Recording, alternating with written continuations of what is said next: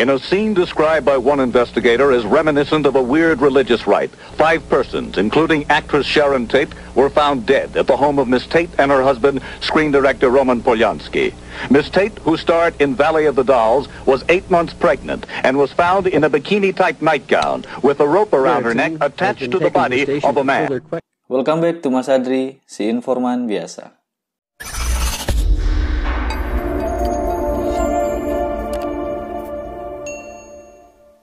Topik di video kali ini adalah mengenai true crime, atau kejahatan yang diambil dari kisah nyata. Saya mau menceritakan suatu kasus pembunuhan brutal, kejam, dan tragis yang menimpa seorang aktris Hollywood yang cantik dan terkenal, yaitu Sharon Tate.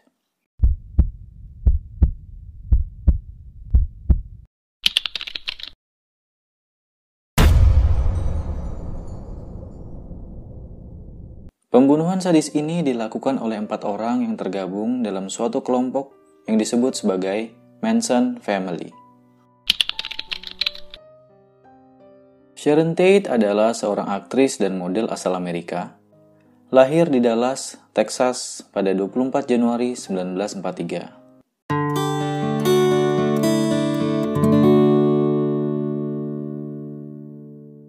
Ayah Sharon adalah seorang tentara Amerika dengan pangkat kolonel. Sehingga sejak kecil Sharon sering berpindah-pindah dari satu kota ke kota lain, bahkan negara lain. Di masa kecil dan remajanya, Sharon sering memenangi lomba dan beberapa kontes kecantikan. Pada 1959, Kolonel Paul Tate atau ayah Sharon ditugaskan ke Italia, sehingga Sharon beserta ibu dan adik-adiknya pun ikut pindah bersama ayahnya. Keluarga Sharon kembali ke Amerika pada tahun 1962 dan menetap di Los Angeles. Dengan kembalinya Sharon ke Amerika, dia mulai mengejar karirnya di dunia akting. Karirnya berjalan cukup mulus. Sosok yang cantik sering muncul di sampul majalah fashion dan beberapa seri televisi hingga film layar lebar. Sharon Tate disebut sebagai aktris pendatang yang potensial dan sangat menjanjikan.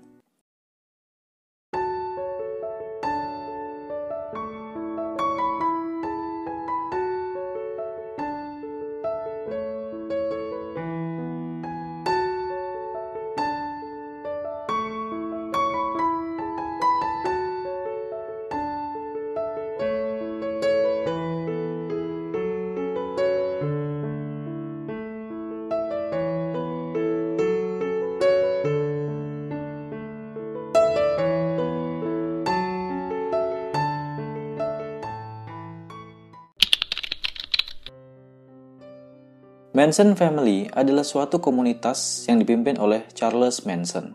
Komunitas ini mengadopsi gaya hidup hippie, atau gaya hidup anti-mainstream, bebas, dan pecandu narkoba.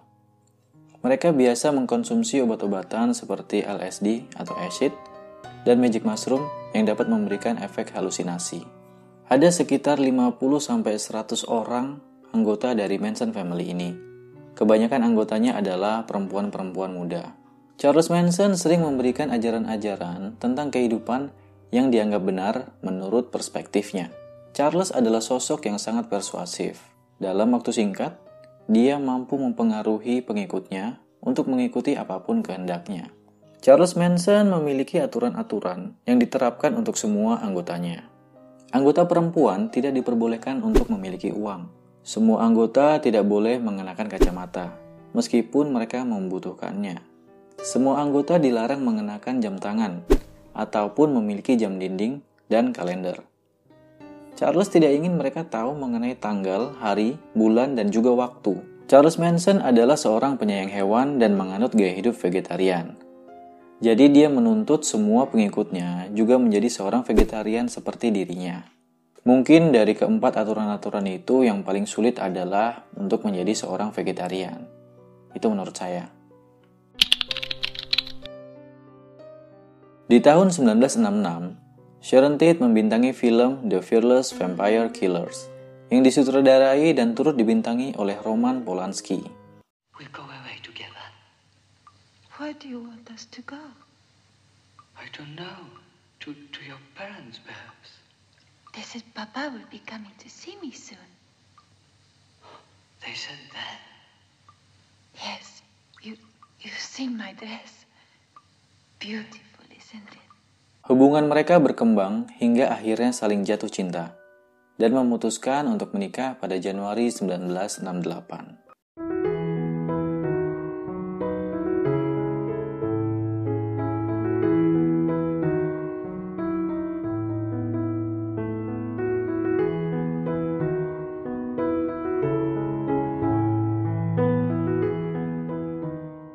Setelah menikah, Roman dan Sharon tinggal di Chateau Marmont, Sunset Boulevard, Los Angeles, selama beberapa bulan.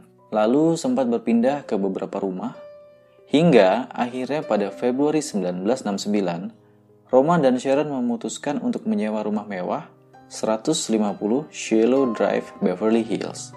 Kehidupan pernikahan Sharon tidak terlalu bahagia. Roman Polanski adalah sosok suami yang otoriter dan tidak setia. Sejak menikah, kehidupan Sharon sangat diatur. Salah satunya, Roman yang memutuskan bagaimana Sharon harus berpakaian dan makeup seperti apa yang bagus di mata Roman. Meski begitu, Sharon sangat mencintai dan tergila-gila pada Roman. Sepertinya Sharon menyadari suaminya belum siap untuk memiliki anak. Sehingga ketika Sharon menyadari dirinya mengandung, dia menelpon Jay Sebring, mantan kekasihnya, yang juga sekarang menjadi sahabat baik Sharon dan Roman. Sharon meminta saran, apakah sebaiknya dia memberitahu Roman mengenai kehamilan ini.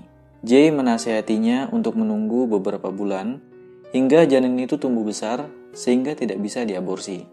Ketika Sharon memutuskan untuk memberitahu Roman mengenai kehamilannya, Roman marah dan meminta Sharon untuk mengaborsinya di Brazil. Namun ketika Sharon menolak, Roman marah dan terbang ke London. Di sana dia berselingkuh dengan Michelle Phillips yang merupakan vokalis band The Mamas and Papas. Pada hari-hari terakhir Sharon, Polanski sedang berada di London untuk mengerjakan proyek filmnya Day of the Dolphin. Sharon yang sedang hamil 8,5 bulan tinggal sendiri di rumahnya. Sebenarnya ia tidak mau tinggal di sana selagi suaminya masih ada di London. Namun Polanski meyakinkan untuk tetap tinggal di rumah itu. Agar istrinya tidak sendiri, Roman menelpon sahabat baiknya, Frykowski, memintanya untuk tinggal dan menemani Sharon selama beberapa bulan. Frykowski menyanggupi dan turut membawa kekasihnya, Abigail Folger.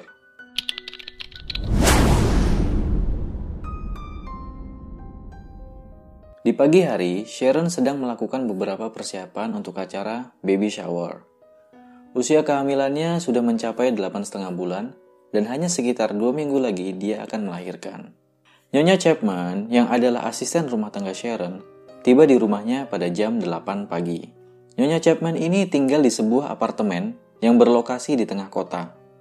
Setiap harinya dia datang bekerja ke rumah Sharon dengan menggunakan transportasi umum.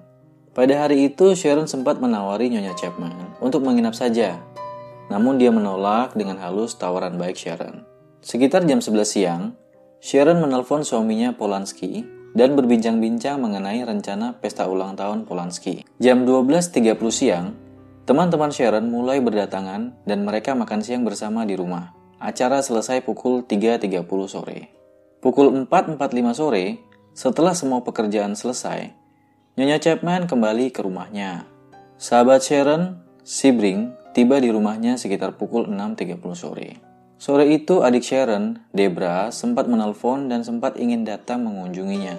Namun entah kenapa Sharon melarangnya untuk datang. Selanjutnya, Sharon bersama sahabatnya, Sebring, Frykowski, dan Folger, menghabiskan sore mereka di rumah dan dilanjutkan dengan makan malam di sebuah restoran Meksiko, El Coyote, yang berlokasi di Beverly Boulevard. Pukul 11 malam, mereka berempat kembali ke rumah Sharon. Sharon dan Sebring mengobrol di kamar utama. Folger masuk ke kamar, menelpon ibunya untuk mengabari bahwa ia sudah memesan tiket pesawat untuk kembali ke San Francisco keesokan harinya. Selesai menelpon, ia membaca buku di atas ranjang. Sedangkan Frykowski tidur di sofa ruang tamu. William Gerritsen, atau dikenal sebagai Bill, adalah seorang penjaga rumah Sharon yang tinggal di bagian belakang rumah. Bill adalah satu-satunya orang yang selamat di saat semua penghuni 10050 Shiloh Drive dibunuh dengan keji. Pada malam itu, temannya Stephen Perrin datang berkunjung untuk menawarkan Bill sebuah radio. Bill menolak untuk membeli, namun mereka mengobrol hingga tengah malam.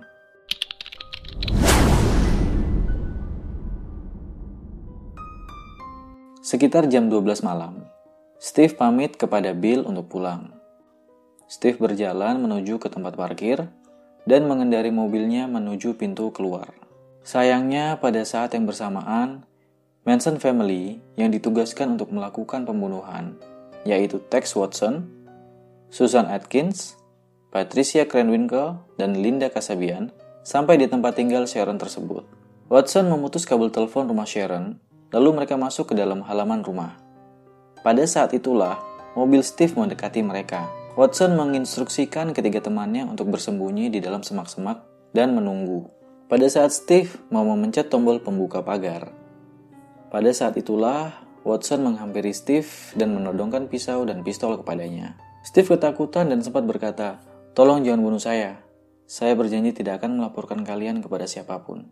Namun sesuai instruksi Charles Manson, bunuh semua orang yang ada di 150 Shiloh Drive. Tentu saja Watson tidak membiarkan Steve hidup. Dengan cepat, Watson menyerang Steve dengan pisau dan menembaknya sebanyak 4 kali. Steve tewas seketika. Selanjutnya mereka berempat berjalan menuju rumah utama. Watson memerintahkan Linda Kasabian untuk menunggu dan berjaga-jaga di luar. Watson pun segera masuk rumah melalui jendela, lalu membukakan pintu untuk Susan dan Patricia.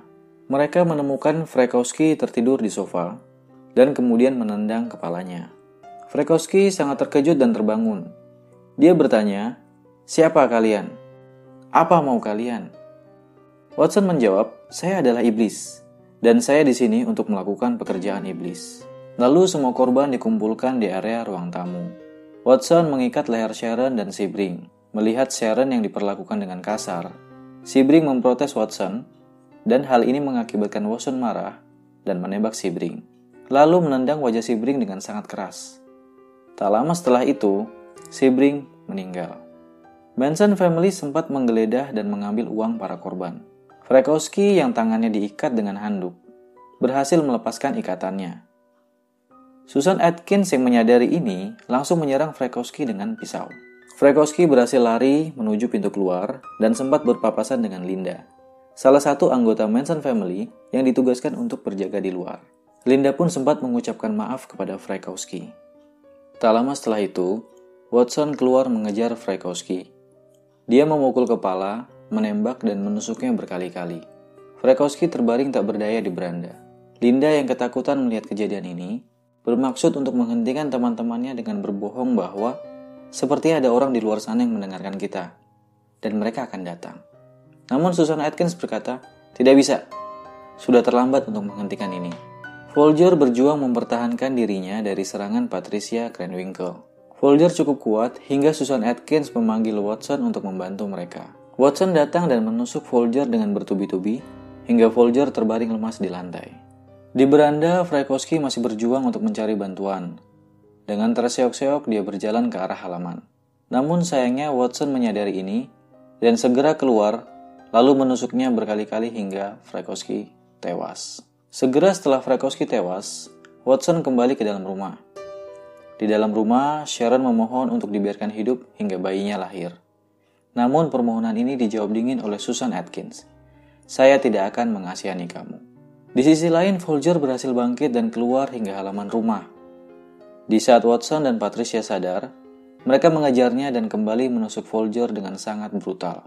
Mereka mengakhiri hidup Folger dengan total 28 tusukan. Tubuh Folger tergeletak di halaman dan cukup dekat dengan tubuh kekasihnya, Frykowski. Setelah itu, Watson memerintahkan Patricia untuk memeriksa apakah ada orang di guest house yang terletak di area belakang rumah, dan juga untuk dibunuh. Patricia bergegas memeriksa area di mana William Garretson atau Bill tinggal. Sedangkan Watson kembali ke dalam rumah. Di dalam guest house, Bill mendengar suara-suara teriakan mengerikan itu. Namun dia terlalu takut untuk mencari tahu. Dia berdiri kaku di depan pintu kamar mandi ketika Patricia mencoba untuk memeriksa dan membuka pintu guest house. Patricia segera pergi tak lama setelah itu dan melapor kepada Watson bahwa tidak ada siapapun di dalam guest house. Hal ini masih menjadi keraguan. Bagaimana bisa Patricia tidak menemukan adanya Bill di dalam guest house tersebut? Di dalam rumah, Susan Atkins dan Watson mengakhiri hidup Sharon dengan cara menusuknya berkali-kali, sekitar 16 tusukan. Di detik-detik terakhir hidupnya, Sharon menangis sambil berkata, "Ibu, ibu, ibu." Yang sangat miris adalah kurang dari 2 minggu, Sharon seharusnya melahirkan anaknya. Dengan darah Sharon, Susan Atkins menuliskan kata pig di depan pintu. Setelah itu mereka pergi dari kediaman Sharon. Mayat Sharon dan yang lainnya ditemukan oleh Nyonya Chapman keesokan harinya. Anjing peliharaan Sharon dan Folger beserta sekitar 20 ekor kucing jalanan yang diadopsi Sharon ditemukan selamat.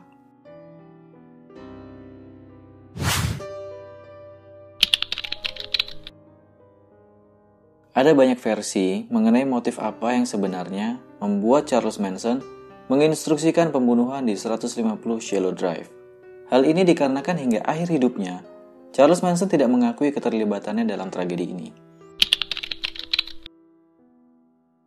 Manson suka menyanyi, menulis lagu, dan mendengarkan lagu-lagu The Beatles. Salah satu lagu yang sangat dia sukai berjudul Helter Skelter. Menurutnya, lagu itu adalah tentang terjadinya perang antara ras kulit putih dan kulit hitam, di mana akan dimenangkan oleh ras kulit hitam. Manson percaya bahwa perang antar ras ini akan berakhir di Los Angeles, di mana Manson dan pengikutnya akan muncul sebagai penyelamat. Namun, ketika peperangan yang ditunggu tidak kunjung terjadi, Charles Manson memutuskan untuk memulai peperangan atau kekacauan itu sendiri, dengan memerintahkan pengikutnya untuk mulai melakukan pembunuhan yang mengerikan secara acak. Seorang detektif bernama Michael McGann mengatakan, bukanlah suatu kebetulan Charles menginstruksikan anggotanya untuk melakukan pembunuhan di 150 Shiloh Drive.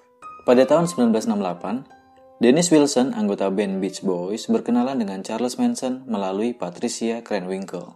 Cukup terkesan dengan kemampuan musik Manson, Wilson mencoba membantunya untuk mengejar karir musiknya, dengan mengenalkan Manson pada Terry Melcher yang adalah seorang produser musik.